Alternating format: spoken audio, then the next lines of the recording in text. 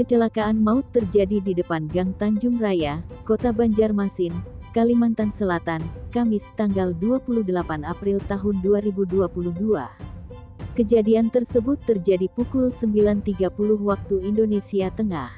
Ternyata, seorang selebgram asal Banjarmasin terlibat dalam kecelakaan tersebut.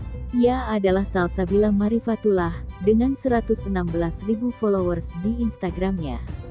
Kecelakaan ini lalu viral setelah Salsabila justru mengunggah detik-detik korban dibawa ke rumah sakit, bahkan Salsabila menunjukkan arah kamera pada kondisi korban yang terbaring.